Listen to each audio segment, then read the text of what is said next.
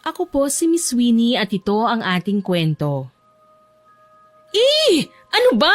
Lumayo ka nga sa akin, pulubi ka. Napakabaho mo. Ang dumi pa. Kadiri ka. Ang OA mo, Shaina. Para namang wala ring maruming parte dyan sa pagkatao mo. Maitaboy mo ang pulubi, sobra na. Bakit kailangan mo pang itulak? Ang arte-arte mo.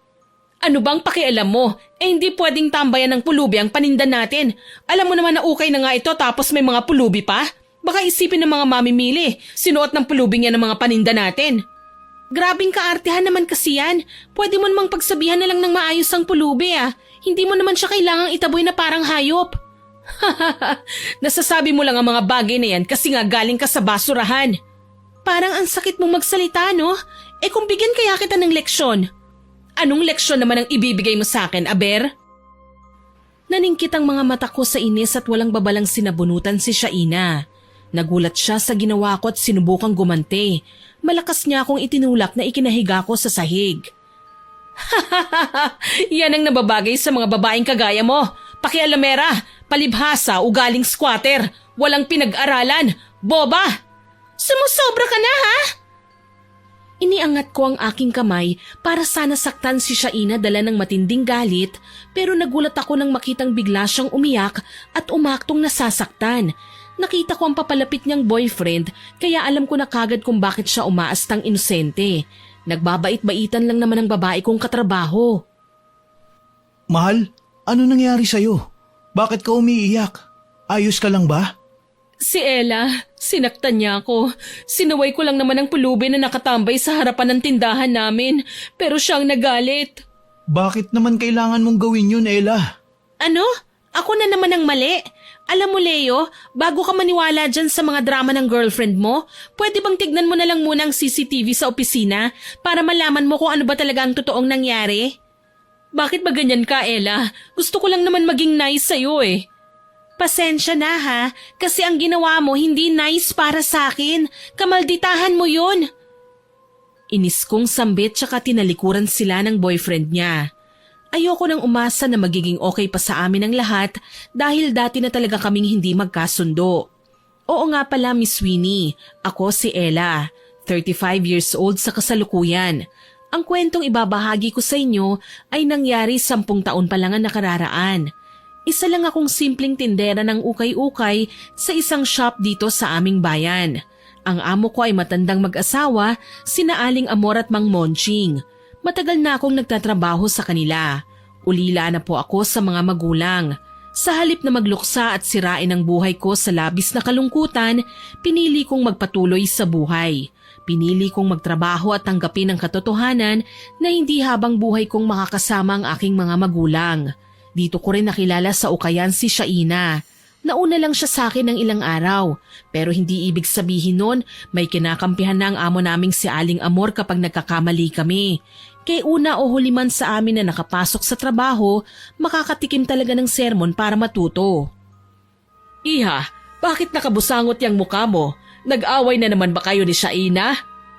Nainis lang po ako sa kaartihan niya, Aling Amor. Parang lumalala na Pati ba naman nananahimik na pulubi inaaway niya at sinasaktan? Bakit naman kasi nakagiliwan mo ng mga pulubi? Hindi mo naman sila personal na kilala, ni hindi mo nga alam kung saan sila nanggaling at kung ano ang ugali nila, hindi ba? Totoo naman po yun, hindi ko sila kaano-ano. Pero Aling Amor, naisip ko lang, wala akong pinagkaiba sa mga pulubing yun kung hindi niyo ako kinupkop noon. Swerte na nga ako kasi nariyan kayo Paano na lang kung wala? Baka isa na ako sa mga pinagtulakan ni Shaina ngayon. Alam mo naman na hindi ko hahayaan yon, Iha. Hindi ako konsentidor.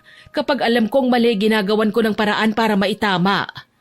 Alam ko naman po yun, Aling Amor Naiinis lang talaga ako sa kaartihan ni Shaina. Parang hindi siya nakaranas ng hirap. Kung makataboy siya sa mga pulubing lumalapit sa tindahan, masahol pa sa hayop.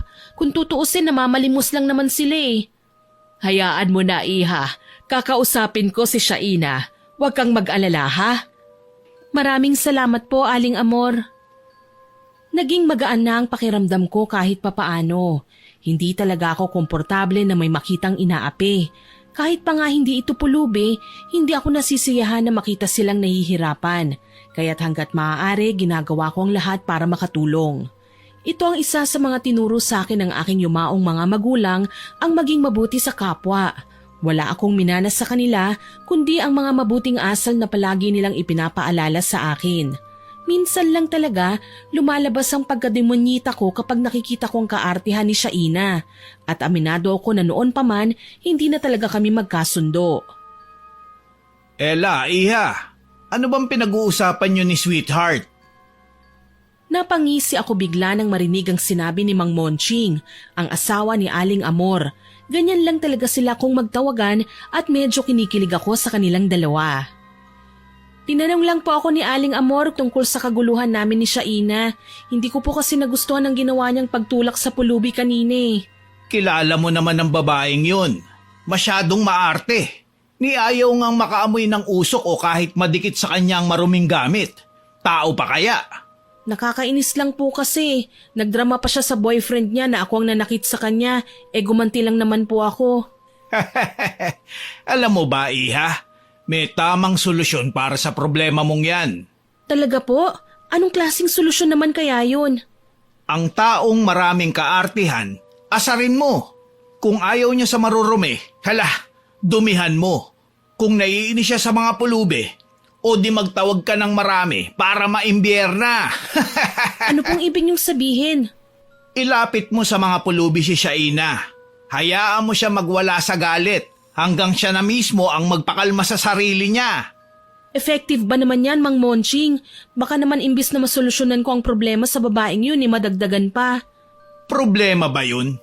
Di itaon mong nasa tabi niya ang boyfriend niya. Sabi mo, mapagpanggap si Shaina kapag kasama niya si Leo, hindi ba? Muli napangisi ako sa ideyang ibinigay sa akin ng matanda. Sa bagay, kwento nga ni Aling Amor, may pagkapilyo na raw noon pa man ang kanyang asawa. Napakaraming kalokohan ni Mang Monching noon na kapag napag-uusapan nila ngayon ay may halo pang konting bangayan pero magtatawanan naman sila sa huli. Naisip kong gawin ang sinasabi ng matanda. Paano nga kaya kung ilapit ko si Shaina sa mga pulubi para makita niya ang hinahanap niya? Kaso lang, baka sakta naman niya sila. Kawawa naman ang mga inosente na gagamitin ko para turuan ng leksyon si Shaina. Mang Monching, paano po kaya kung magpanggap akong pulubi tapos ako ang lalapit kay Shaina? Sigurado mas matataranta siya sa akin. Magandang ideya yan, iha. Sige, suportado kita sa gagawin mo. Huwag kang mag-alala. Matutuwa si Sweetheart sa gagawin mo. Iiling-iling na lang na nagpaalam ako kay Mang Monching bago ako nagpaalam na aalis na muna. Simula nang mapunta ako sa poder nila, anak na ang turing sa akin ng mag-asawa. Palagi silang nakaalalay kahit anumang oras na kailanganin ko sila. Kaya naman lahat ng payo nila ay tinatandaan ko at sinusunod dahil alam kong para yun sa ikabubuti ko. Hindi na rin kasi nagkaanak sina Mang Monching at Aling Amor kaya malapit ang loob nila sa akin. Nasa palengke ako isang hapon nang makasalubong ko si Leo, ang boyfriend ni Shaina. Magkakilala na rin kami dati pa ng lalaki. Ang totoo niyan ako ang una niyang niligawan. Pero si Shaina na dati na talagang bruha, siniraan ako at ginawa ng kung ano-anong kwento. Kaya na turn off sa akin ng lalaki at nilayuan ako. Nag-away kami noon ni Shaina. Nagkasakitan pa nga kami. Muntik ko na siyang kalbuhin. Sabi ko naman sa'yo, Miss Winnie, kapag ako ang kinanti, hindi ako tumitigil para maghiganti. Kahit pa nga sandamakmak na kabutihang asal pa ang ipayo ng mga matatanda sa akin. Narinig kong tumikhim si Leo para agawin ang aking atensyon. Sa pagkakaalam ko, madalas siyang lumagi sa palengke. Isa sa mga meat shop kasi doon ay pagmamay-ari nila ng mga magulang niya. Ella, napunta ka rito ah. Oo, Leo, may bibilhin lang sana ako. Talaga? Gusto mo bang samahan kita? Hindi na kailangan, Leo.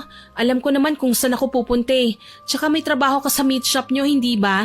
Nakakahiya naman kung aabalahin pa kita. Pero Ella, hayaan mo na akong samahan ka. Minsan ka lang naman napagawi dito sa palengke. Sige na. Pasensya na ha, pero sa tingin ko kasi hindi na magandang tingnan kung sasamahan mo pa ako sa mga lakad ko. Gayong may girlfriend ka na. Baka gawan na naman ako ng kwento ni Shaina. Nagmamagandang loob lang naman sana ako eh. Pero maalala ko, bakit nga pala kayo nag-away ni Shaina? Hindi ba naikwento ng magaling mong girlfriend ang pinag-awayan namin? Parang himala naman yata na hindi siya nagsumbong sa'yo ng kahit na ano. Siyempre nagsumbong. Pero hindi naman lahat ng sinasabi niya alam kong totoo. Matagal ko nang napapansin na may ugali siyang hindi ko talaga maintindihan. Ayoko lang naman na makasakit siya ng kapwa eh. Huwag ka nang umasa na magiging mabait ang syota mo. Ilang taon nang pinaiyak niya at alam ko lahat sila galit na sa kanya ngayon. Buti nga wala pang naghihiganti sa kanya, no? Ang saklap siguro kapag pinagtulungan siya ng mga taong nakaaway niya. Nagkibit-balikat lang si Leo. Alam kong hinahayaan lang niyang babae sa lahat ng gusto niyang gawin. Pero dasal ko lang, sana mahuli niya sa akto ang kamalditahan ni Shaina. Para naman hindi sa lahat ng pagkakataon, kampihan niya ang babae. Hindi na rin ako nagpaalam sa kanya ng maayos. Kaagad akong umalis dahil namataan ko si Shaina na papalapit na sa meat shop nila Leo.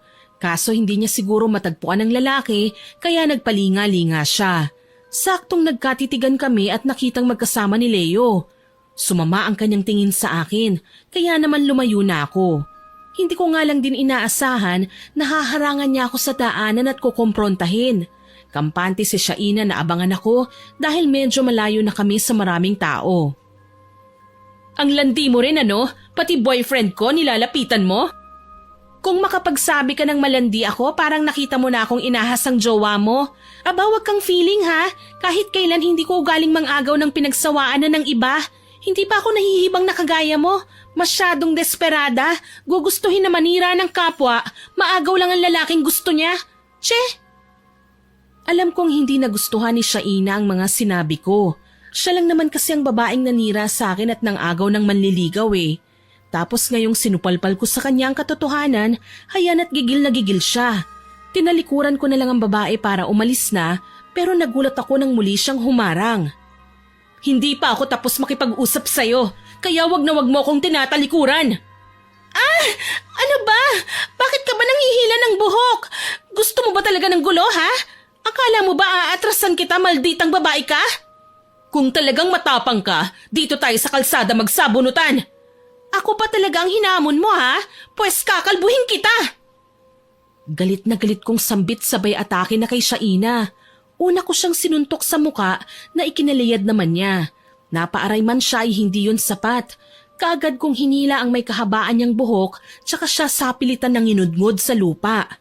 Napasigaw si Shaina, nanlaban, hanggang sa nagawa niya akong sipain sa tiyan. Halos tumilapon ako sa lakas pero muli akong bumangon at sinugod na naman siya. Wala kang kasing sama, Shaina! Ako pa talaga ang masama pagkatapos mong ahasin ng jowa ko? Ang gaga mo talaga kahit kailan. Hindi mo ba nakitang ginawa namin ni Leo kanina? Saan banda ang nag-ahasan? May naghalikan ba? Nagyakapan? Tanga ka ba? Hindi ako papayag na agawin mo sa akin ng boyfriend ko.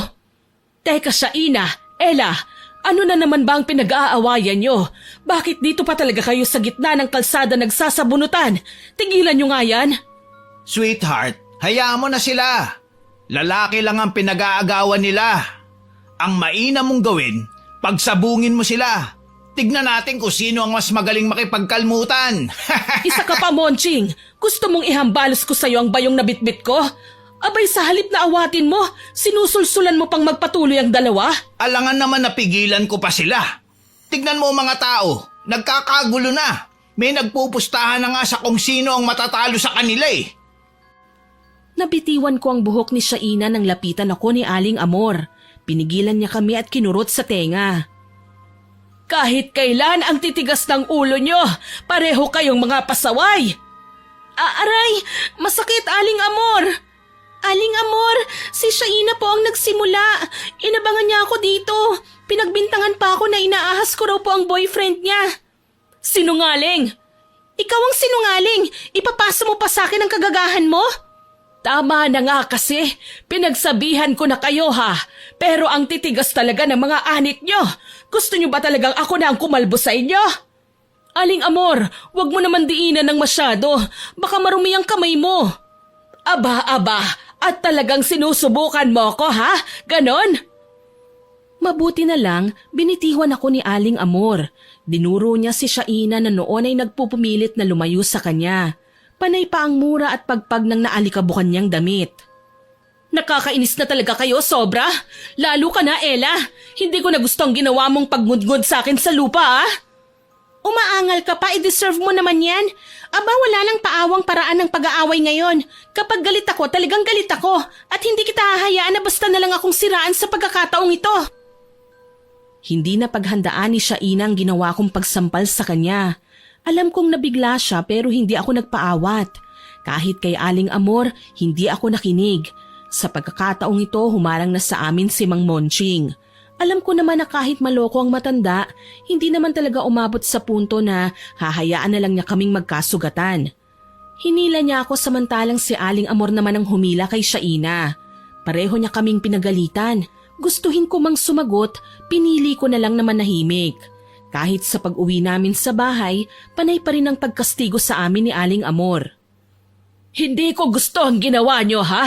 Masyado kayong agresibo.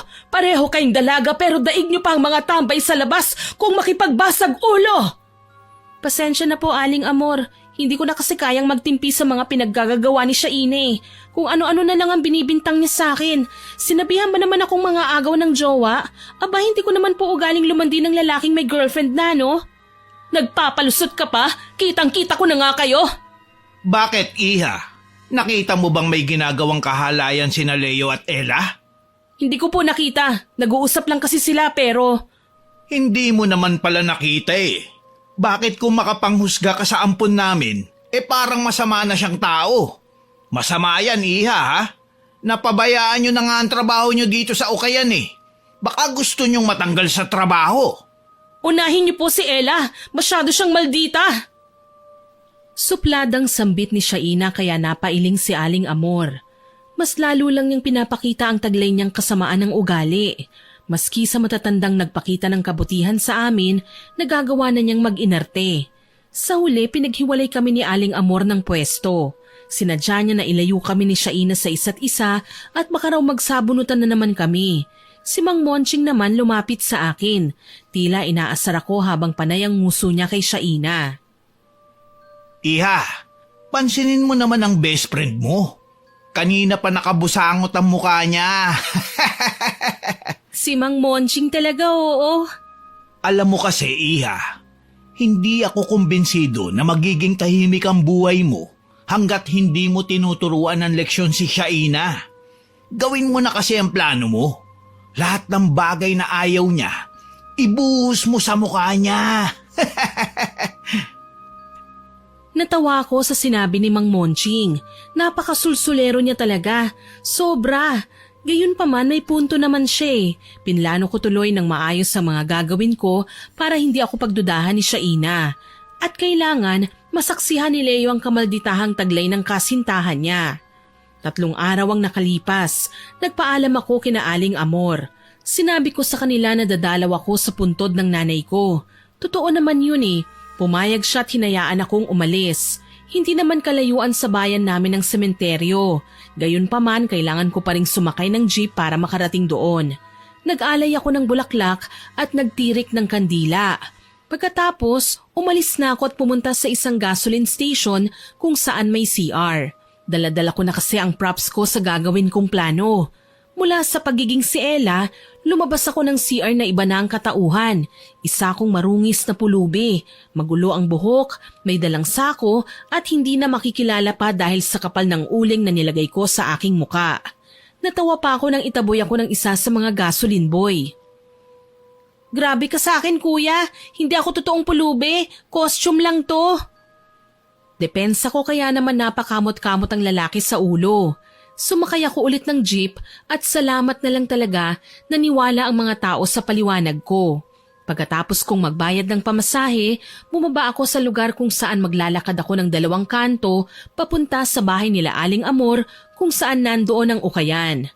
Habang naglalakad, namataan ko sina Leo at Shaina sa may Ukayan. Masayang nag-uusap. Nakaririmarim akong ngumisi at lumapit sa kanila. Sir, pahingi pong pagkain. Gutom na po ako. Honey, kawawa naman ang pulubi, oh. Teka, may ibibigay ako sa'yo. Pero ipangako mo sa akin na ibibili mo ng pagkain, ha? Opo, sir, pangako. Gutom na po talaga ako. Saglit na umalis si Leo para kunin ang wallet niya sa sasakyang dala niya na nakapark sa gilid kaya naiwan ako sa tabi ni Shaina. Kitang-kita ko na naiirita siya sa akin pero buong kaluluwa na yata niya ang pinipigilan niya. Wag lang akong masinghalan. Nagkunwari akong nangangati ang ilong kaya sadya akong suminga sa may kinatatayuan ni Shaina. Kitang-kita ko ang sindak sa kanyang mukha nang gawin ko yon. Ano ba? Hindi ka ba tinuruan ng mabuting asal ng mga magulang mo? Ang burara mo! Sorry po ate, may sipon po kasi ko eh. Wala akong pakialam! Aray ka po! Ang balakang ko! Dapat lang sa'yo yan! Buisit ka! Marumi ka na nga, sobrang baho mo pa! Honey, teka lang. Ano nangyayari? Sir, tinulak po ako ng kasama nyo. Nagsimula na akong umiyak na ikinataranta ni Leo. Kilala kong binata. Likas na talaga sa kanya ang maging maawain. Alam kong pagsasabihan niya si Shaina sa kanyang ginawa sa akin. Honey, bakit mo naman ginawa yun?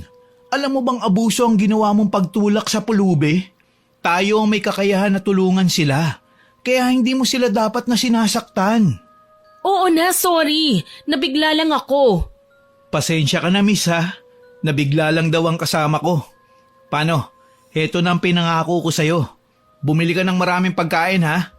Sandali, may matutuluyan ka ba? Sa may gulod po, nandun ang mga kaibigan ko. Yak! May mga kaibigan pa pala ang impakta. May sinabi ka ba, Han? Wala naman. May nakalimutan lang ako. Hindi pa ba siya aalis? Aalis na po ako, sir, ate. Salamat po. Mahina akong sambit at kinamayan si Leo. Game na hinawakan ng lalaki ang kamay ko. Lihim naman na itinaas ni Shaina ang kilay niya kaya napangisi ako. Hindi niya inaasahan na pagkatapos kong makipagkamay kay Leo, siya naman ang niyakap ko. Gayon na lang ang pagsisigaw niya. Diring-dire, lalo na't sumabit pang ilan sa hibla ng buhok ko. Yak! Hampas lupa! Bitiwan mo ako! Ang dungis-dungis mo tapos yayakap ka sa akin! Kadiri ka! Han, bakit naman ganyan ka magsalita? At bakit hindi? Nakita mo naman ang ginawa niya, hindi ba? Niyakap niya ako. Hindi ko kayang tiisin ang amoy niya. Ang baho! Ayoko sa marumi, nakakasuka! Tama na, Shaina. Hindi ko akalaing ganyan ka pala kaarte. Pati ba naman mga pulube, inaaway mo? Ang sama ng ugali mo. Hindi nakapagsalita si Shaina. Sa totoo lang, gusto kong magpiesta sa tuwa nang makita na mukhang magkakasira na sila ng kanyang kasintahan.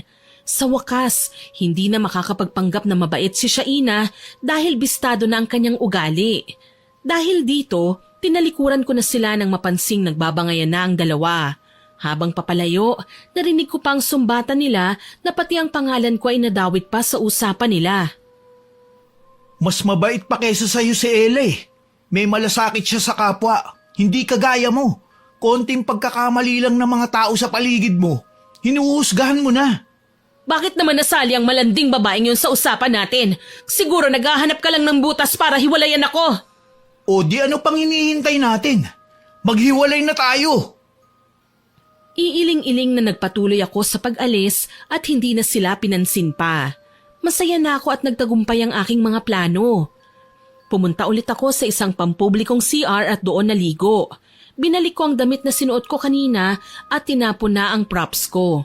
Sapat na ang ginawa ko kanina para lumitaw ang tunay na kamalditahan ni Shaina. Pag-uwi ko sa ukayan, nadatnan ko si Shaina na umiiyak sa harapan ng hagdan nila Aling Amor. Siguro naglalabas lang siya ng sama ng loob.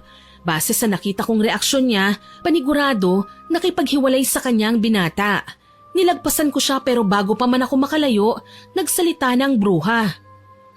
Masaya ka na? Naghiwalay na kami ni Leo, alam mo ba? Aba, malay ko. Tsaka bakit sa akin mo sinasabi yan? Galit ka sa akin, hindi ba? Malay ko ba sa nangyayari sa buhay mo? Para sa kaalaman mo, may sarili akong lakad kaya wag mo kong idadamay sa kabaliwan mo. Tama ka. Nababaliw na nga ako. Galit ako sa inyong lahat. Siguro kinakarma ka na kaya ka hiniwalayan ng jowa mo. Palibhasa sa kaartihan mo, pati konting alikabok ayaw mong dumikit sa katawan mo. Ano bang pakialam mo sa mga trip ko? Sa ayaw ko nga sa marumi. Lalo na sa mga pulubi na wala namang pinagkaiba ang ugali sa'yo. Bakit? Perpekto ka ba? Pareho lang tayong iniwan ng ating mga magulang, Shaina. Ang kaibahan lang, inabandona ka ng sarili mong pamilya. Samantalang ako labag sa kalooban nila na iwanan ako. Kung hindi lang dahil sa karamdaman, baka nga wala ako rito ngayon eh. Kaya ingat ka lang sa pagiging mapanghusga mo. Baka mamaya, magising ka na lang na wala nang maaawa sa'yo. Singhal ko sa kanya sabay talikod. Alam kong medyo masakit na rin ang sinabi ko sa kanya pero wala akong magagawa. Hinihingi na yon ng pagkakataon. Hindi ko nga lang inakala na lalala pa pala ang sitwasyon sa pagitan naming dalawa sa mga sumunod na araw. Nagising akong masama ang pakiramdam ng umagang yun. Pinilit kong magtrabaho dahil magiging abala si Aling Amor sa delivery ng mga bagong stocks. Kailangan siya sa bodega. Si Mang Monching naman ay nakatoka na sa kaha. Siya ang tumatanggap at nagsusukli sa mga bumibiling customer. Habang naghahangir ako ng mga nagagandahang klase ng damit, namataan ko si Shaina na may ibinuhos na krudo sa iilang nakadisplay na damit.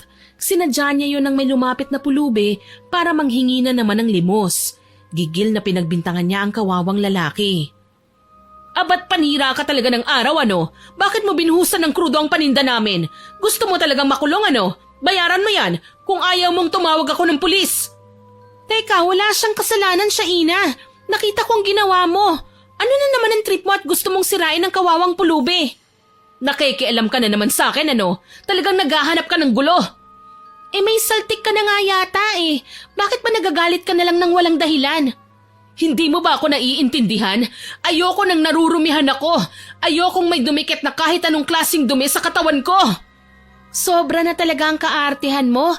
Hindi ka bagay na magtrabaho sa lugar na to. Ang bagay sa'yo sa mental. Hayop ka! Sa totoo lang po, Miss Sweeney, sobrang liit lang ng isyu na pinagtalunan namin. Yung hindi ko maintindihang galit ni Shaina sa mga pulubi at ang kaartehan niya sa marurumi. Hindi ko akalaing magkakagulo kaming dalawa kung saan naawat sa pagsasabunutan namin si Mang Monching at aksidente naming maitutulak sa kung saan. Tumama ang ulo niya, dahilan para magkulaps ang matanda. Diyos ko! Mang Monching! Kasalanan mo ang lahat ng ito eh. Ikaw ang mananagot kay Aling Amor. Magsusumbong ako. Hayop ka! Ikaw ang may kasalanan nito eh. Ella, Shaina, ano nangyayari rito? Na paano si Mang Monching? Leo, baka naman pwedeng tumawag ka ng ambulansya oh. Nadisgrasya kasi si Mang Monching. Sige, sandali lang. Tatawag ako. Mabuti na lang na agapan namin ang pagkakabagok ng matanda. Nadala kagad siya sa ospital at naipagamot. Humahangos naman na sumunod sa amin si Aling Amor nang malaman niya ang nangyari. Nasaan ang asawa ko? Nasa ward po siya, Aling Amor. Nasaan ba si Shaina, Iha, Ella? Pwede bang ipaliwanag mo sa akin ng maayos ang totoong nangyari? Nagsimula na akong umiyak. Panay naman ang pag-alo sa akin ni Leo. Lalo akong nakonsensya dahil kalmado lang na nakipag-usap sa akin si Aling Amor. Walang bakas ng panghuhusga o kung ano paman. Nakita ko po si Shaina. Binuhusan ng krudo ang ilan sa mga ukay na paninda natin. Sakto pong nakaabang na doon ang nanlilimos na siyang pinagbuntunan niya ng galit. Lumapit ako para depensahan ng kawawang pulubi. Hindi ko po akalaing ako na naman ang sisinghalan niya at sasaktan. Nabigla po ako. Habang tumatagal, parang mas lalong nagiging matigas ang ulo ni Shaina. Ilang beses ko na siyang pinagsabihan. Hindi siya nakikinig. Patuloy siya sa pangmamaltrato sa mga pulubing lumalapit sa tindahan. Tama po kayo dyan, Aling Amor. Isa ako sa makakapagpatunay dyan. Dahil nakita ko rin kahapon si Shaina may sinasaktang pulubi. Nagalit nga siya nang sawayin ko eh. Kaya wala akong naging choice kundi ang hiwalayan siya. Pasensya na po kung hindi ko naagapan ang ginawa ni Shaina, Aling Amor. Hindi ko naman po inaasahan na itutulak niya pati si Mang Monching eh. Umawat lang naman siya sa amin eh. Sinabi ko na nga sa'yo, iwasan mo na si Shaina, hindi ba? Sa totoo lang kasi, Iha, mas madali kitang mapagsabihan kesa kay Shaina. Mas madali kang makaintindi. Hindi ka mayabang at mataas ang tingin sa sarili. Siyempre naman po, nakikinig naman po ako sa lahat ng mga pangaral niyo eh. Kayo na nga po ang pumalit sa posisyon ng mga magulang ko, kaya malaki po ang respeto ko sa inyo. Pasensya na po talaga at may mga pagkakataong nagagawa kong patulan si Shaina. Hindi ko na kasi siya magawang pagpasensyahan eh. Nakakalungkot lang isipin na dahil sa pagtatalo nyo may nadamay. Alam mo naman na palabiro lang ang asawa ko pero hindi malakas ang katawan niya. Paano na lang kapag napahamak siya? Hayaan niyo po, Aling Amor. Ako na ang sasagot sa gastusin ni Mang Monching dito sa ospital. Iho, hindi mo naman kailangan gawin yun. Ang totoo nga niya, nagpapasalamat ako sa'yo kasi dinala niyo ng mas maaga si Monching dito sa ospital na agapan ng pagkakabagok ng ulo niya. May ipapakiusap lang sana ako, Iho, kung papayag ka lang naman. Kahit ano po, Aling Amor. Walang problema sa akin. Ano po yun? Baka naman pwedeng ikaw na muna ang magbantay kay Monching dito sa ospital. Isasama ko lang si Ella. May kukunin kami sa bahay. Opo, ako na ang bahala kay Mang Monching. Mag-iingat po kayo ha, Aling Amor, Ella. Salamat, Leo. Paano? Maiwan ka na namin muna dito, ah? Tangulang ang ginanti ni Leo sa amin. Sumama ako kay Aling Amor at umuwi kami sa bahay. Nadatnan namin si Shaina na kay sama ng naging tingin sa akin pero naging mabuting tupa naman ng lumingon kay Aling Amor. Aling Amor, kamusta na si Mang Monching? Ano, tatanggalin niyo na po ba sa trabaho si Ella? Hay naku, mabuti naman para kahit papano mawala ng asungot sa lugar na to. Gaga ka pala eh. Iha, wag mo na siyang pansinin. Hayaan mo siyang magsalita ng walang kabuluhan. Magugulat din siya sa mangyayari sa kanya. Bakit naman po? Halika, samahan mo ko dito sa loob. Naunang pumasok sa loob ng bahay si Aling Amor. Sumunod ako sa kanya at hindi na nilingon pa si Shaina. Wala din naman talaga akong mapapala kung papatulan ko siya. Sa kwarto dumiretso si Aling Amor. Marami akong gustong itanong sa kanya. Tulad ng kung ano ba ang gagawin namin o kung may kukunin ba kaming mga gamit ni Mang Monching kasi syempre nga nakakonfine ng matanda. Pero ibang naabutan ko sa loob ng silid. May hawak na kahon si Aling Amor. Naglabas siya ng kung ano-anong abubot doon. Isa sa mga kinuha niya ay isang itim na kandila. Sinindahan niya yon gamit ang posporo tsaka tinirik sa altar. Napakunot ang aking noo. Aling Amor, ano pong ginagawa niyo? Tuturuan natin ang leksyon si Shaina, Iha. Hindi na tama ang pinapakita niyang ugali. Malamang kapag binigyan natin siya ng bagay na makakapagpakarma sa kanya, baka matakot na siyang gumawa ng masama. Pero, yung ginagawa niyo, Aling Amor, hindi po ba pangungulam yan? Tama ka, Iha. Pero hindi ibig sabihin nun ay masama na kaming tao. Lalo na ako. Hindi ko naman ginagamit ang kakayahan ko sa pamamagitan ng pang-aabuso ng mga tao. Inilalabas ko lang ang pagiging mangkukulam ko kapag kinakailangan. Pero Aling Amor, huwag kang mag-alala, Iha. Magiging okay din ang lahat. Sa ngayon, kailangan lang muna ng kooperasyon mo. Tumango ako at nanahimik sa isang tabi. Tama naman si Aling Amor eh. Minsan kailangan naming manahimik na lang habang pinanonood ang kapwa namin na kung makapanghusga ay sobra-sobra naman. Pinagmasdan ko si Aling Amor na noon ay nilaladlad sa sahig ang mga gamit niya para sa pangungulam. Maya-maya pa, naupo din siya sa sahig, paharap sa altar. Nagsimula siyang magdasal kahit na hindi ko maintindihan ang lengguwahe. Mula sa mahina at mabagal, pabilis at palakas ng palakas ang pag-usal niya. Nararamdaman ko ang malamig na paligid, mas dumoble pa ang lamig. Umihip na ang hangin at sinasayaw na ang mga kurtina. Kandilang itim para sa maitimang budhi. Kandilang itim, tagapagbigay ng katarungan sa mga inaapi. Bigyang ganti ang taong manlulupig. Parang nakakatakot naman yata ang ginagawa ni Aling Amor. Ngayon ko lang nakita ang ganitong klaseng ritual. Kandilang itim! Kandilang itim! Pakinggan ang aking hiling! Bigyan katarungan ng mga taong api! Sa isang iglap, mas naglagablab ang apoy sa kandila. Naging maningning at maliwanag, para bang binigyan ng tugon ang hiling ni Aling Amor. Pagkatapos ng ginawa niyang yun, tila ba hindi ko na siya kilala.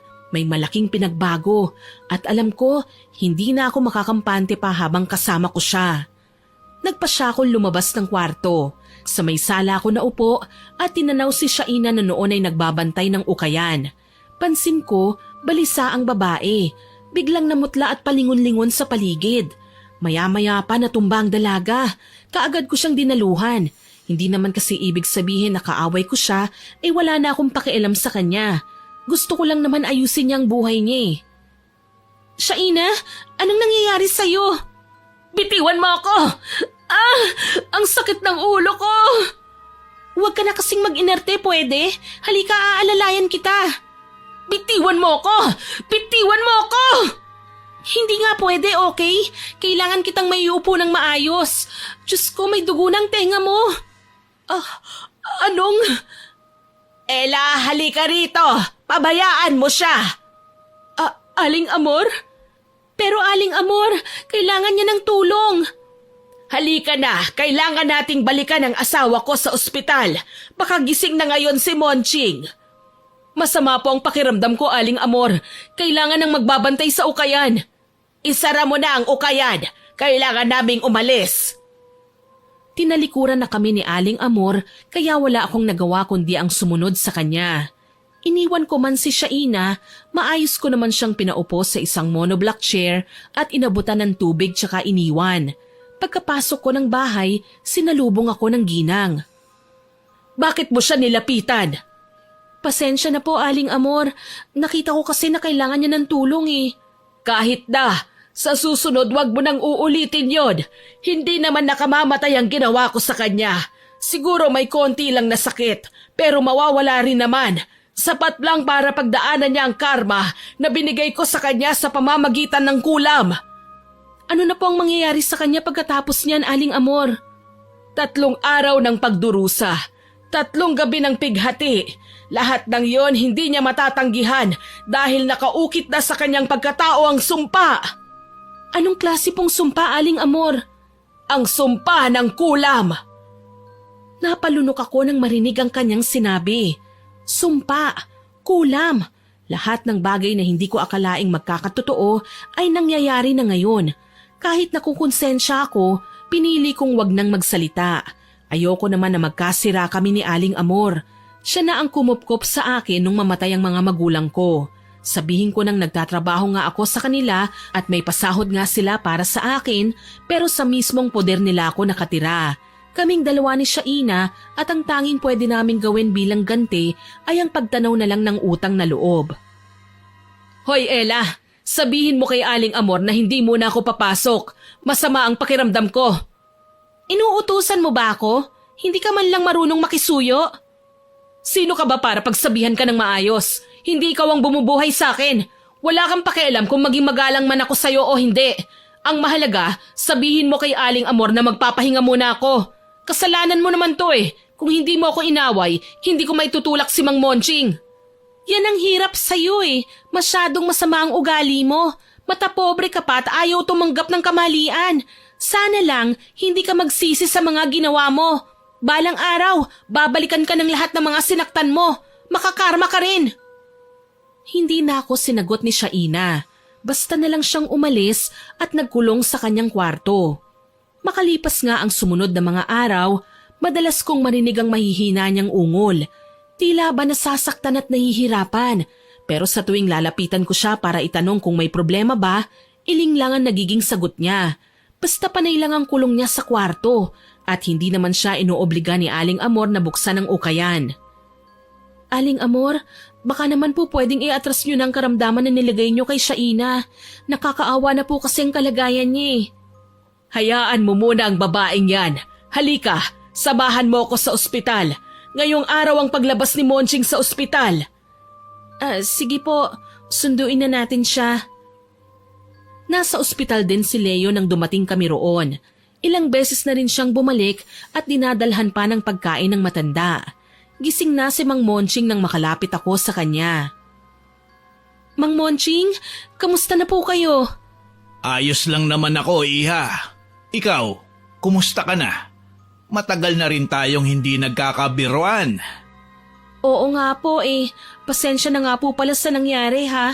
Hindi ko man lang inisip na habang nakikipag-away ako, may pwedeng masaktan sa mga galaw ko. Hindi mo naman yun kasalanan, Iha. Saka ang bala ko sana nun, pagpustahan kayo ni Shaina kung sino bang mananalo sa inyo. Loko ka rin talaga, ano, Monching? Nakahiga ka na nga dyan dahil sa kawalang ingat mo, nagagawa mo pang magloko. Sweetheart, hindi ko naman sinasadya yun eh. Dapat nga, matuwa ka dahil ayos lang ako, hindi ba? Ewan ko sa'yo, basta naiinis ako. Ang yabang-yabang mong gurang ka, pasaway! Nagtawanan kami ni Leo dahil sa tinuran ni Aling Amor. Nagulat ako nang hawakan ni Leo ang balikat ko. Ayos ka lang ba? Kumusta na kayo ni Shaina? Hindi ba dapat ako ang magtanong sa'yo niyan? Ano, nagkausap na ba kayo ni Shaina? Nagkabalikan na ba kayo? Malabo na yata mangyari yun. Na-turn off kasi ako sa ginawa niyang pang-aaway sa mga pulubi. Alam mo naman ayokong makitang may inaapi si Shaina. Pero kahit pala nakatalikod ako, hindi ko kayang gabayan ang dati kong syota. Mananatili siyang mapagmataas at suplada. Baka naman may pinagdadaanan lang si Shaina. Bakit hindi mo siya kausapin o tanungin man lang? Malay natin, hindi ba? Ewan ko, Ella. Hindi pa akong handang makipag-usap sa kanya ngayon eh. Siguro, hayaan na lang muna natin.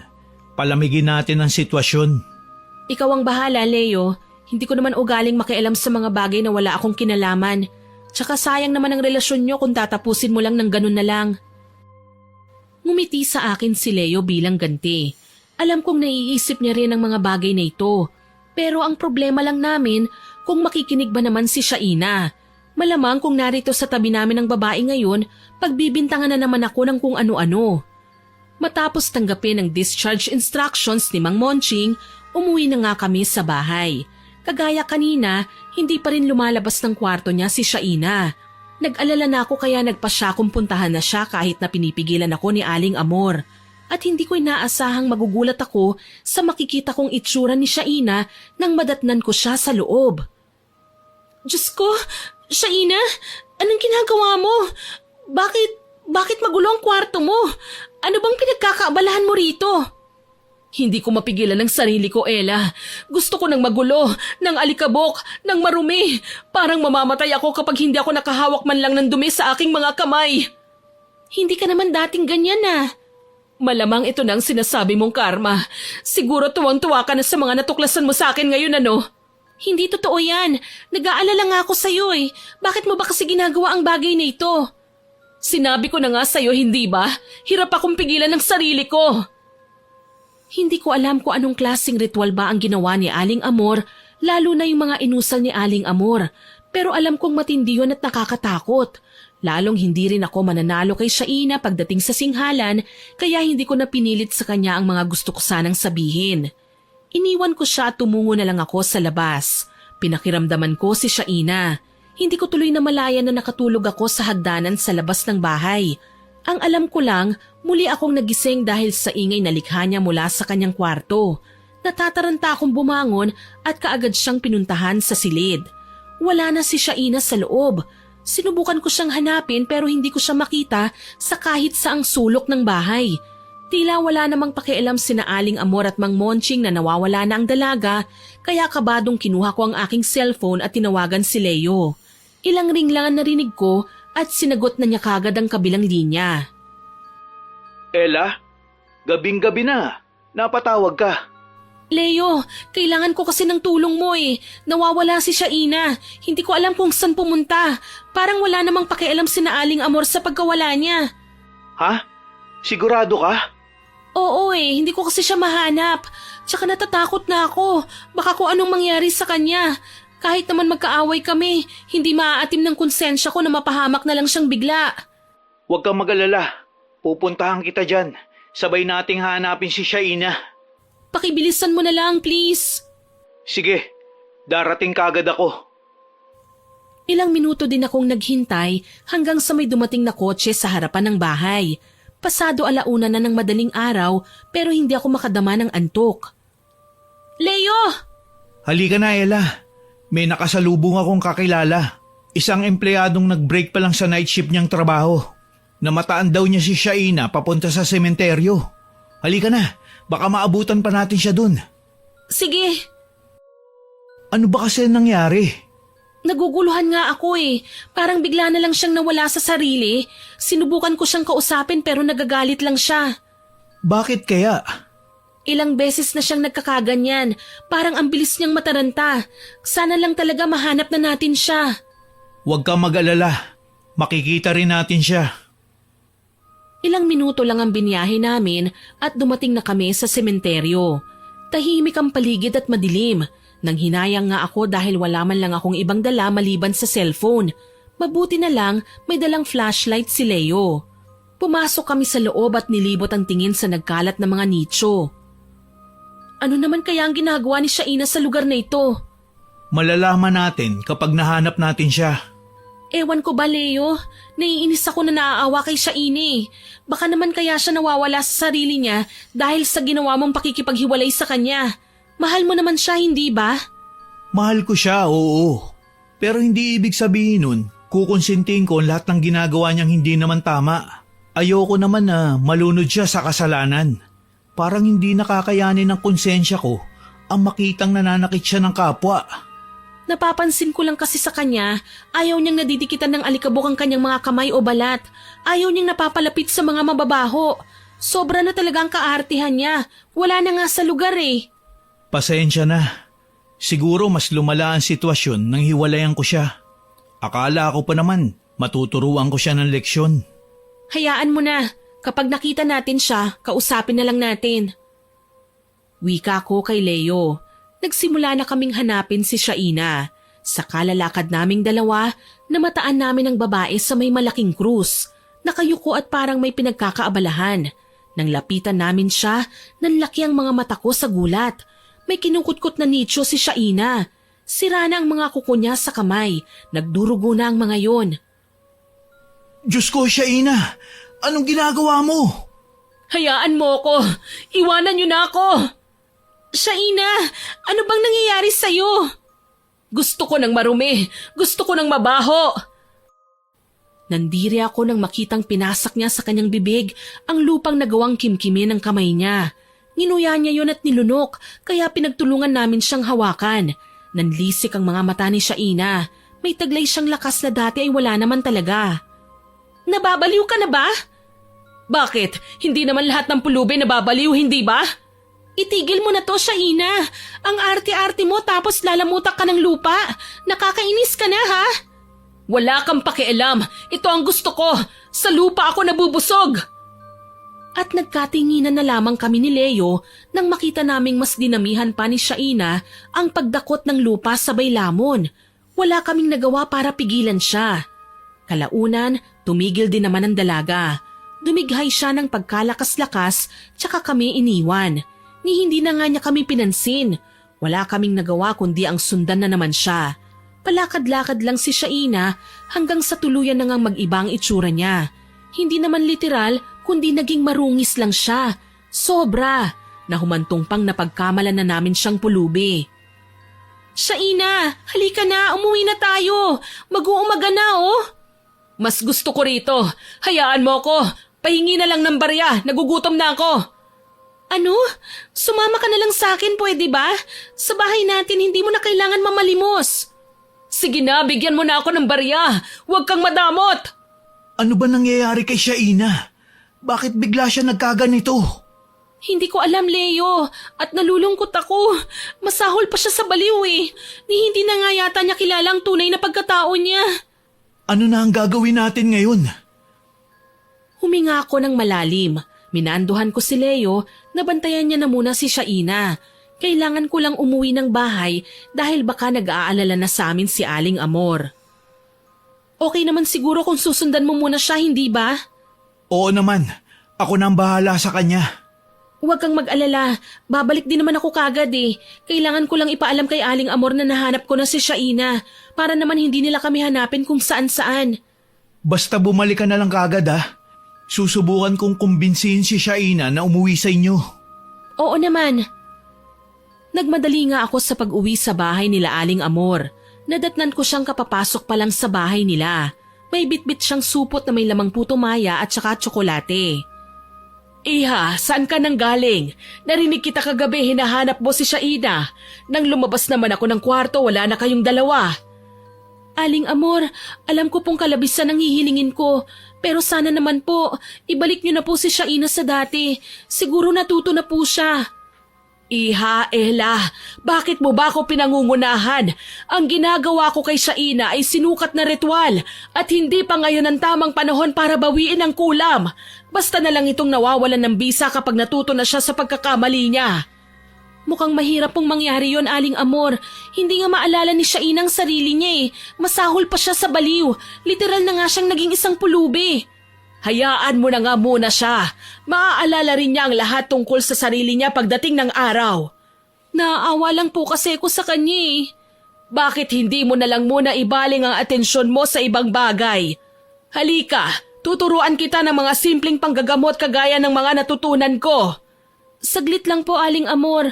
Pwede po bang balikan ko na lang po kayo mamaya? Pangako, babalik po talaga ako.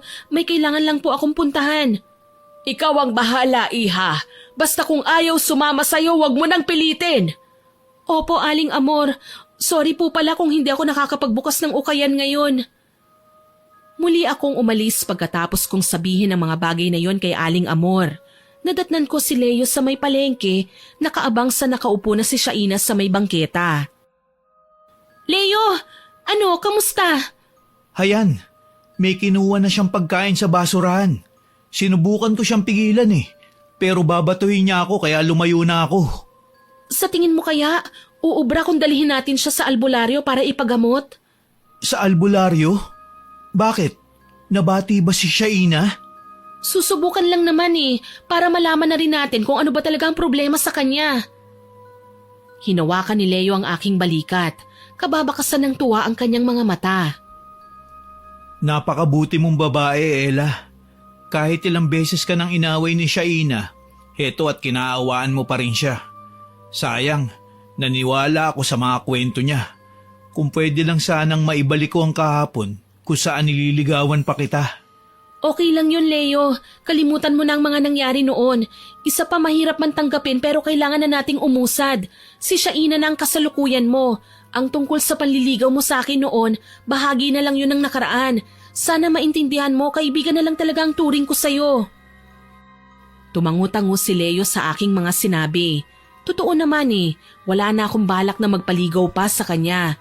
Ang focus lang namin ngayon, maibalik si Shaina sa dati. Sa tulong ng mga tanod at ilang kawani ng barangay, nagawa naming iuwi ang dalaga. Para siguraduhin na hindi na siya babalik sa pagiging palaboy sa daan, binabantayan ko na ang kwarto niya. Ilang araw ulit ang lumipas. Kahit abala ko sa pagtitinda ng ukay-ukay, inaasikaso ko pa rin si Shaina. Hanggang sa isang araw, umalis ng bahay si Aling Amor. Naiwan kaming tatlo ni Mang Monching, ako at si Shaina. Pinagmasdan ko ang babae na noon ay nakaupo sa isang upuan at nakadungaw sa bintana. Sa totoo lang marami nang nagtatanong tungkol sa kanya kung bakit nagkakaganon si Shaina. Bigla namang lumapit sa akin si Mang Monching. Iha, kumusta ka na? Napapansin ko, mukhang matamlay ka ngayon ah. Nalulungkot lang po ako, Mang Monching, dahil kasi sa nangyayari ngayon kay Shaina, parang nakukonsensya po ako. Abay, bakit naman? Dahil po feeling ko, kasalanan ko kung bakit humantong si Shaina sa pagiging ganito. Kung hindi ko lang po siya pinatulan, baka nasa maayos pa siyang kalagayan ngayon. Hindi ako magigilty ng ganito. May mga bagay talaga na kung minsan, kailangan nating isakripisyo. Kapag hindi kasi natin ginawa, tayo rin na magdurusa. Sabi nga nila, kapag masama ang bunga, pitasin na bago pa man mahawaan ng iba. Sa sitwasyon ni Shaina, hindi siya ang pinipitas natin, kundi ang kasamaan ng kanyang ugali. Hindi naman ganun kasama si Sweetheart para pahirapan ng husto si Shaina. Pero kung gusto mo, pwede kitang tulungan. Paanong tulong po? Pakialaman mo ang mga gamit ni Sweetheart. Gamitin mo ang manikang ginamit sa pangkulam kay Shaina para mapabuti mo ang kalagayan niya. Parang tao lang din ang manika. Nagagawa mo siyang kontrolin. Nagagawa niya mga bagay na gusto mong mangyari. Kumabog ang dibdib ko sa sinabi ni Mang Monching. Kapag ginawa ko ngayon, matutulungan ko si Shaina. Pero paano naman ako? Posibleng magiging mangkukulam na ako. Gayunpaman, naakit akong sundin ang sinabi ni Mang Monching. Wala pa naman si Aling Amor eh. Matagal pa bago siya dumating.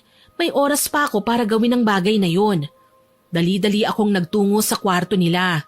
Unang bungad ko pa lang ay nakita ko na ang manika na nasa gitna ng altar. Walang pagdadalawang isip na kinuha ko yon at dinala sa aking kwarto. Dito pinag-isipan ko kung ano nga ang dapat kong gawin. Hanggang sa namataan ko si Shaina na abala sa paglalaro sa putikan. Nakita ko pang ang sinasawsaw niya ang kamay sa maruming kanal sabay tawa. Ano kaya kung paliguan ko tong manika? Naku, siguradong malilinis din si Shaina, katulad ng nakagawian niya nung nakikita ko siya. Tuwang sabi ko, agaran kong dinala sa lababo ang manika at binasa. Sinabunan, gawa ito sa tela na may lamang bulak pero kasing liit lang ng palad. Ganito ang nakikita kong ginagamit ng mga mangkukulam sa pelikula eh. Yung tinutusok-tusok nila ng karayom, binabali ang mga braso at paa o pinipilipit ang leeg. Nilinisan ko nga ang manika, sinabunan at binanlawan.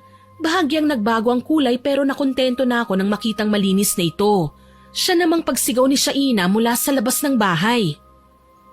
Anong nangyayari sa akin? Bakit? Shaina?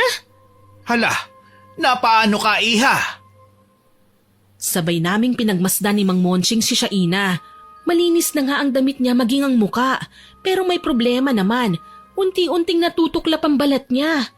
Inalalayan ko ang dalaga papasok ng bahay. Hindi ko maiwasang manginig sa takot habang pinagmamasdan ng mga sugat sa kanyang binti at braso. Resulta ba ito ng paglinis ko sa manika? Bakit parang grabe naman yata ang nangyari? Diyos ko, ano bang nangyayari sa akin? Ilang araw akong nawala sa sarili hanggang sa napansin ko na lang na panay na ang laro ko sa putikan. Tapos ngayon ito naman? Shaina, nakakapagsalita ka na ng maayos? Malamang, tsaka ano bang kinalaman mo sa nangyayari sa akin at todo alalay ka pa? Sabihin mo nga sa akin, may alam ka ba? Wala akong alam, Shaina. Isa pa kung may nalalaman man ako, hindi ko nahahayaang lumala ka ng ganito. Dahil sa labis kong takot, nagmamadali akong sinoli ang manika sa kwarto nila Aling Amor. Pagdating ng ginang, hinanap niya ako. Iha, may sasabihin ka raw sa akin, sabi ni Monching. Sige na, iha. Huwag kang mag-alala. Maiintindihan ni Sweetheart ang ginawa mo. Pangako. Ano ba kasi yon, Ella? Mukha kang nag-aalala. May problema ka ba? Siya, huwag kang matakot. Kung ano man ang problema mo, tutulungan kita. Napalunok ako, hindi makapagsalita. Natatakot ako na kagalitan din ni Aling Amor. Pinakialaman ko kasi ang mga gamit niya nang hindi ako nagpapaalam. Lalo na at ang manika pa talaga na ginagamit niya sa pangungulam kay Shaina. May gusto po sana akong ipagtapat sa inyo, Aling Amor, tungkol po sa manika na ginamit ninyo. Hindi na ako magtataka kung bakit ka nag-aalala ng ganyan. Alam kong sinulsulan ka ng asawa ko na kunin ang manika para gamitin. Hindi po kayo galit sa akin? Kilala ko si Monching. Alam ko na ang likaw ng bituka ng asawa ko. Marami siyang kalokohan na ginagawa ng hindi ko nakikita. Pero asahan mo, bago ka pa man niya inutusan, una na niya akong nasulsulan at wala akong magagawa kundi ang pumayag. Kung ganon, ipinahamak ko si Shaina. Huwag kang mag-alala. Loko-loko yung asawa ko pero kaya niyang gamutin si Shaina. Ang kailangan lang, kausapin natin siya ng maayos para naman maintindihan niya kung bakit kailangan niyang pagdaanan ng mga bagay na ito. Pero hindi muna ngayon. Mas lalo pa natin siyang bigyan ng pagkakataon para magbago. Nakaramdam ako ng takot sa mag-asawa. Hindi lang pala si Aling Amor ang kailangan kong bantayan, maski pala si Mang Monching. Kailangan ko talagang mag-ingat. Lumipas ang mga araw na pilit kong inabala ang aking sarili sa pagtitinda. Nakukonsensya ako sa ginawa ko pero hindi ko magawang ipagtapat ang bagay na yun kay Shaina. Natatakot ako na sa halip magkaayos, baka mag-away pa kami at lumala ang sitwasyon. Mabuti na lang dumalaw si Leo. May dala siyang prutas at kakanin. Leo, napadalaw ka. Mangangamusta lang sana. Ang dami mo namang dala. Kahit lantakan pa namin ang mga ito ngayon, hindi namin ito mauubos Okay lang. Para sa inyo naman talaga lahat yan Salamat ha. Siyang silip ni Shaina sa may bintana ng kanyang kwarto. Nang makitang nag-uusap pa kami ni Leo, binalak sana niyang magtago, kaso tinawag ko siya. Shaina, nandito si Leo! Abala ko eh. Sige na, sa susunod na lang ako makikipag-usap sa kanya. Abala? Wala naman siyang ginagawa. Huwag mo na lang munang pipilitin. May araw din na makakapag-usap kami. Ikaw ang bahala, basta kakausapin ko rin siya para harapin ka. Maraming salamat ha. Ngumiti ako bilang tugon at hinayaan na si Leo na umalis. Pumasok ako sa bahay at nilapag sa mesa ang mga dala ni Leo tsaka ko tinawag si Aling Amor. Ipinaalam ko sa kanila na may dalang kakaninang lalaki. Maya-maya pa pumunta ako sa kwarto ni Shaina. Bakit nandito ka? Gusto lang sana kitang kumustahin, Shaina. Ano, ayos na bang pakiramdam mo? Ano bang pakialam mo? Hindi ba't magkaaway tayo? Hindi naman kita tinuturing na kaaway eh. Ang sa akin lang, gusto kong malaman mo na hindi ako natutuwa sa pinagdadaanan mo ngayon. Bakit hindi ka natutuwa? Ayaw mo bang gayahin ng ibang tao sa labas? Sabi nga nila kinakarma na ako. Dapat nga matuwa ka. Kabayaran ang nangyayaring masama sa akin. Huminga ako ng malalim. Hindi ko maintindihan kung bakit kailangan pang gawing komplikado ni Shaina ang lahat. Gusto ko lang naman na magkaayos kaming dalawa para okay na eh. Ayokong magkaroon ng kaaway habang buhay. Hindi ito ang dapat na pinoproblema ko ngayon eh. Naniniwala akong nagkakamali tayong lahat, Shaina. Pero iisipin din sana natin na hindi naman lahat ng pagkakataon pwede tayong manatiling ganito. May tsansa pa para magbago at humingi ng dispensa sa mga taong nasaktan natin. Hindi kaagad nakasagot si Shaina. Alam ko naman na iniisip niya ang mga sinabi ko eh. Ilang sandali pa, tumayo na ako at nagpaalam kay Shaina na lalabas na ako. Sasala lang ako ah. Kung nagugutom ka, pwede mo akong tawagin. Pwede kitang dalhan ng kakanin dito. Hindi ko alam kung tama ba tong ginagawa ko. Pero gusto na rin kitang makasundo, Ella. Sana magsimula tayong muli. Kayang-kaya nating gawin yon. Tsaka wala ka naman dapat na ikatakot eh. Magiging okay din ang lahat. Pangako. Sambit ko sa kanya. Kahit papaano, unti-unti nang nagbabago ang pakikitungo ni Shaina sa akin. Nagsumikap naman ako na maasikaso siya sa kabila ng nagiging abala naming gawain sa ukayan. Mas lalo kasing dumami ang deliveries ni Aling Amor at kung minsan, nag-o-online selling na kami para mapabilis ang pagtitinda. Maski si Leo na may sariling meat shop, ine-endorse na sa mga suki niya ang ukayan. Masaya palang ganito yung nagtutulungan kasi malaki ang kita natin. Sinabi mo pa, tignan mo karamihan sa suki natin babalik-balik na dito sa ukayan. Minsan nagpapahanap pa nga sila ng magagandang damit na kailangan nilang isuot eh. Sana laging ganito, no? Salamat din pala sa tulong mo ha, Ella. Kahit papano naging maayos ng pakikitungo ng mga tao sa akin. Pati ang mga pulube hindi na nangungulit. Kaya pala nila ako nilalapitan noon dahil suplada ako at walang modo. Huwag kang mag-alala, naiintindihan ka naman nila eh. Tsaka nakaraan na yun. At least, di ba, hindi na ako makukonsensya na may mga nakaaway ako bago pa man ako mamatay. Patuloy ang paglala ng kalagayan ni Shaina. Mas lalo akong nagigilty sa tuwing nakikita kong nagdurugo na ang natutuklap niyang balat. Gayunpaman, hindi ako nawawala ng pag-asa. Sinasabi naman kasi ni Aling Amor na pansamantala lang ang kaparusahang yon ni Shaina. Isang araw, inutusan kami ni Mang Monching na magpunta sa makahoy na bahagi ng aming lugar. May pinakukuha siyang mga halamang gamot na gagamitin daw niya sa paggawa ng langis. Napag-alaman kong isa palang albularyo si Mang Monching at marami-rami na rin siyang pinagaling noon pa man. Siguraduhin nyo na lang na hindi kukulangin ang sangkap natin mga iha. Gagamitin ko yan sa langis na tinitimpla ko. Opo, Mang Monching. Huwag po kayong mag-alala. Bago po magdilim ay nandito na kami. Sige, humayo na kayo. Palabas na kami ng bahay nang kausapin ko si Shaina. Hindi ko maiwasang maawa sa kanya habang pinagmamasdan ng kanyang buong katawan na balot ng tela. Kailangan niyang gawin yon para hindi makita ng mga tao ang balat niya. Kailangan din kasi naming maging maingat at baka magtanong ang mga tao. Sigurado ka bang kaya mo ha, Shaina? Nag-aalala kasi ako sa'yo eh. Baka mapano ka. Huwag kang mag-alala, okay lang ako. Tsaka mas maganda na rin ito kesa sa magmukmuk ako sa bahay, di ba? Hindi rin naman ako makapagtinda dahil sa lumalalang sitwasyon ng balat ko. Ayokong katakutan ako ng mga tao. Buti na nga lang kamo, sa braso at binti lang ang tuklap ng balat ko eh, hindi sa muka. Sa bagay, O paano, alis na tayo? Oo ba? Nagsimula na kaming maglakad palabas ng bahay. Hindi naman kalayuan ang kakahuyan na tinuro ni Mang Monching na kailangan naming puntahan. Isa pa kilala na namin ang halamang gamot na kailangan naming kunin. Malaki ang duda ko na ito ang gagamitin ni Mang Monching para gamutin si Shaina.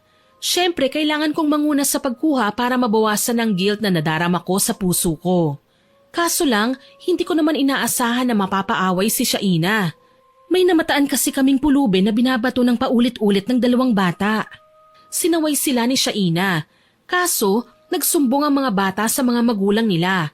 Hinabol kami dahilan para mapilitan kaming tumakbo ng mabilis. Mga walang yang bata, talagang kinukonsinti pa sila ng mga magulang nila. Nakakaawa nga ang pulubi. Sugatan na ang noo niya dahil sa tama ng bato. Sana pala hindi natin siya iniwan.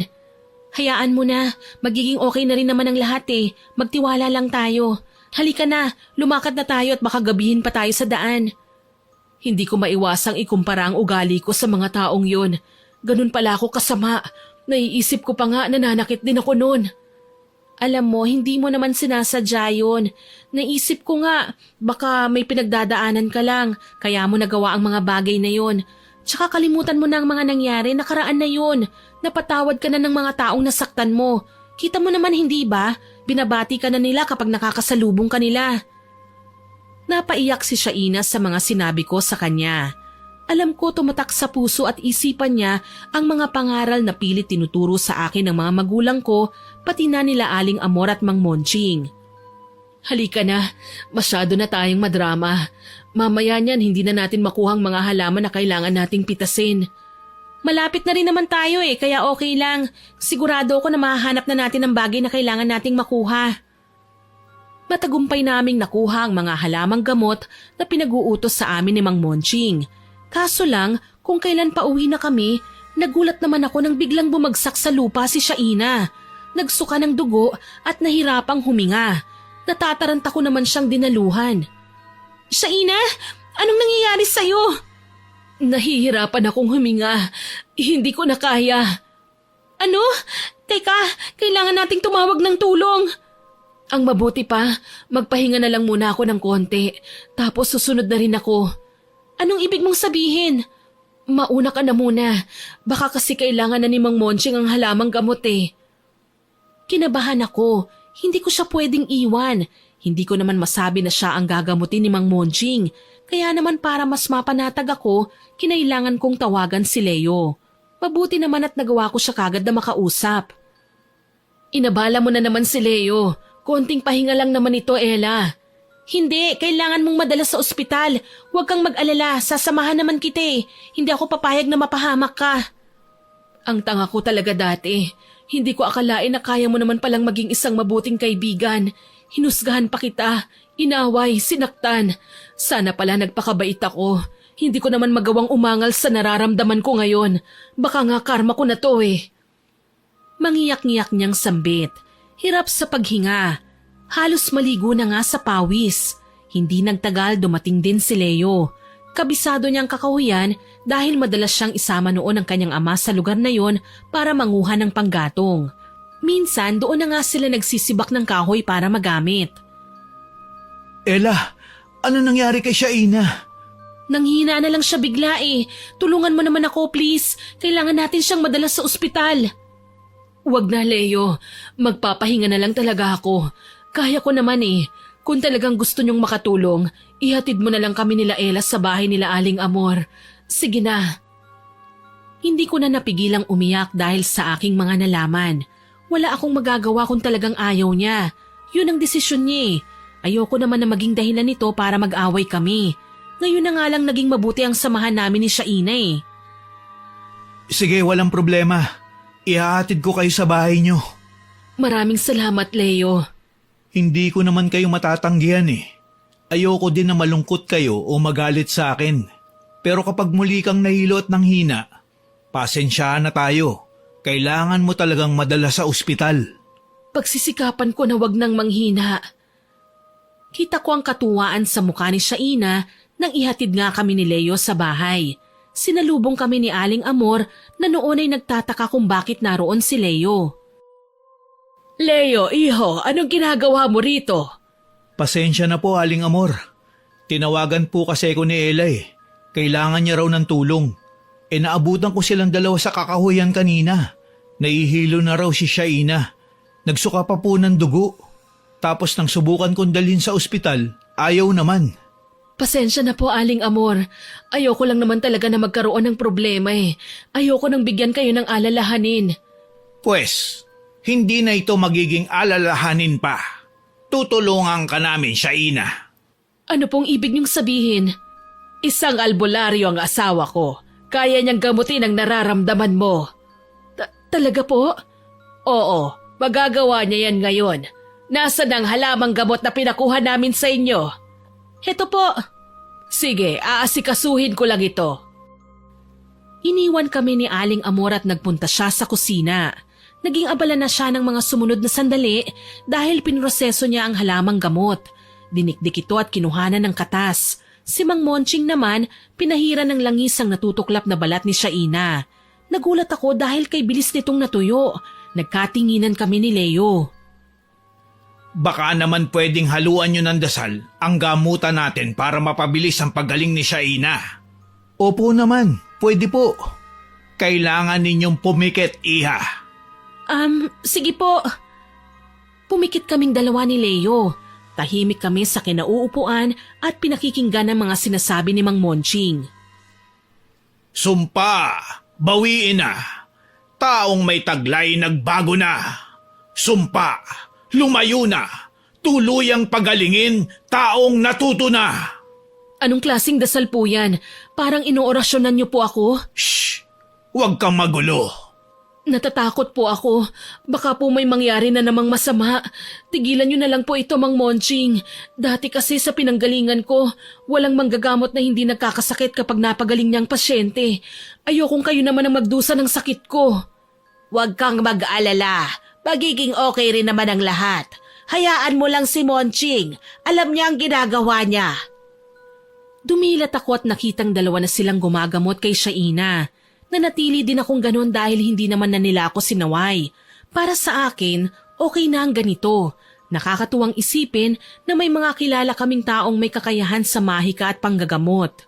Muli, nalungkot ako nang maalala ko ang aking nanay. Siguro kung maaga ko lang na nakilala si Aling Amor, baka natulungan pa nila ang nanay ko. Baka magkasama pa kami ngayon. Hindi ko na malaya na pumapatak na pala ang luha sa mga mata ko. Napansin naman ito ni Leo na noon ay napadilat na rin. Ella, ayos ka lang ba? Bakit ka umiiyak? May naalala lang ako. Huwag mo akong alalahanin, ayos lang naman ako eh. Sigurado ka ba? Oo naman. Sige na, ipagdasal na lang natin si Shaina. Sambit ko sabay usal ng mahinang panalangin. Ilang minuto pa ang nakalipas, tumigil na rin sa pagdarasal ang mag-asawa. Si Shaina naman na kanina ay salita ng salita, nakapagtatakang nakatulog. Dahan-dahan naman na natutuyo ang tuklap niyang balat. Parang bumabalik sa normal, makinis at maputi. O hayan, ginamot ko na ang kaibigan mo. Sana naman matuto na siya ng leksyon. Hindi lahat ng pulubi, kaapi-api para sa kanya. Matuto ng leksyon? Ano po ang ibig niyong sabihin? Pinili kong ipagtapat ang mga ginawa nila Aling Amor at Mang Monching. Nagulat si Leo at hindi kaagad nakapagsalita. Sinabi ko rin sa kanya na ako man ay nagpanggap na pulubi para asarin si Shaina. Wala naman akong masamang intensyon dahil ang gusto ko lang maging mabait si Shaina sa kapwa. Mabuti na lang at naintindihan naman ni Leo ang mga ginawa namin. At nangako pa nga na hindi niya sasabihin kay Shaina ang kanyang mga nalaman. Lihim kaming nagpasalamat. Alam mo, Ella, wala naman akong karapatan na husgahan ng kahit na sino man sa inyo eh. Ginusto nyo nga na maging mabuting tao si Shaina at sa totoo lang, saludo ko sa inyo. Hindi ko akalaing magagawa nyo magsakripisyo para makatulong sa kapwa. Minsan na kaming nang api noon ng pulubi, iho, at gayon lang namin ito ibabahagi sa inyo.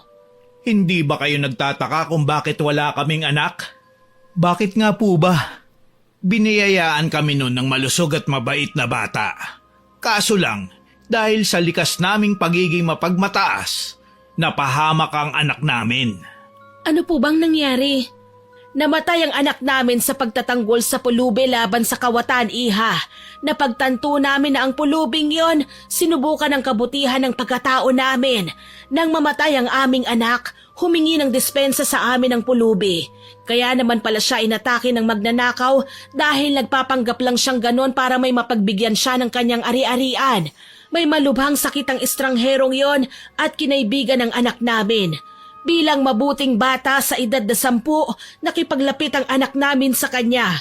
Pero nang makita niyang nasa peligro ang buhay ng estranghero, niligtas ng anak namin ang lalaki ng walang pagdadalawang isip. Namatay ang anak namin pero bilang kapalit, iniwan niya sa amin ang ukayan at ang bahay na ito. May pera din kami sa bangko. Nakonsensya kami nung mamatay ang lalaki, kaya naman para makabawi, inampun namin kayo, Shaina, Ella, nang malaman namin na wala na rin kayong mga magulang. Nalungkot ako sa sinabi ni Aling Amor at Mang Monching. Hindi ko akalaing may matindi pala silang pinagdaanan at ang tanging gusto lang nila maging mabuti kami sa kapwa. Tuloy ipinangako ko sa kanila na gagawin ko ang lahat maging mabuti lang sa mga tao. Yun din naman kasi ang gustong mangyari ng nanay ko eh. Nang magising naman si Shaina, naging malinaw na sa kanya ang lahat. Hindi siya nagtanim ng sama ng loob sa amin, sa halip pinatawad niya kami at nagpasalamat. Wala akong karapatan na magtanim ng sama ng loob dahil niligtas niyo lang ako sa pagiging masamang tao, Aling Amor, Mang Monching. Maraming salamat po. Mahal na mahal ko po kayo. Kami man ay mahal na mahal ka, iha. Kayong dalawa ni Ella. Kayo na ang mga anak namin na kailangan naming turuan ng magagandang asal. Ako naman po ang ikatlo. Oo naman. Basta laging may kakanin at prutas, anak ka na namin. Nagtawanan kaming 5 dahil sa aming mga napag-usapan. Alam kong magiging maayos din ang lahat at base sa nakikita kong palitan ng tingin nila Leo at Shaina, nangangamoy balikan. Hanggang dito na lamang po. More power po sa inyong channel at God bless. Sana po ay nagustuhan niyo ang aking ibinahaging kwento. Pero bago ko po tapusin ito, hindi ito makukumpleto ng walang shoutout. Shoutout po kay Girlie sa tour at sa ceiling department ng Cosmo Malvar, Batangas, kay Teresa Llorca, kay Maristela Maduro at sa asawa niyang si Jude Barros at sa mga anak niyang sina Jillian at PJ. Hello din po kay Tony Aquino at sa mama niyang sila Arnie Saladiga, kay Jocelyn Anterio, kay Ate Jos, kay Lorlin Cas, kay Florence Lucinario, kay Himaria Mashita, kay John Sen, kay Jomar Fernandez at Alfred Vista. Shoutout din po kay Yusra April, kay Chloe Abalos, kay Elena de los Santos, kay Pinky Ko, kay Rubina na lagi pong nagko-comment, kay Chris Gel Mamado, kay Ma'am Beth Mercado, kay Ma'am Celia Tolentino. Hello din po kay Selnero Haner at sa pamilya Haner at Colarina. Hello po sa inyo. Hello din po kay Sir George Ativo at sa mga kapatid niyang sina Ate Lisa, Ate Criselda at kay Crystalline.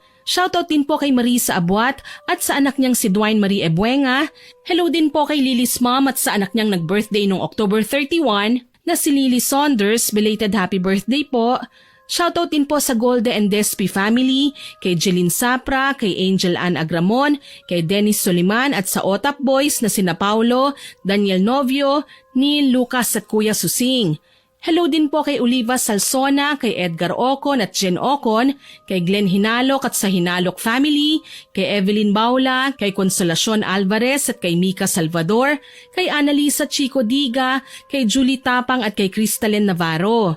Shoutout din po kay Bryson Victoria, kay Marites Suganob, kay Rosemary Lagunsad, kay Lindy Jacusalem, kay Supladang Pasaway, kay Tara Dabi, kay Jonah Halog, kay Aiza Mendoza, kay Fatima Perez at sa asawa niyang si Milagrito Absalon Francisco. Maraming salamat po sa inyong lahat na nag-comment at nakinig. Abangan niyo pa po sana ang mga susunod kong upload ha. Huwag din po ninyong kalilimutan na mag-subscribe, like, share and comment sa stories natin.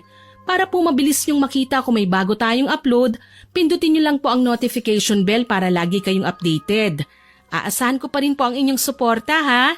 Muli, ako po si Miss Winnie na nagpapasalamat sa inyong pakikinig.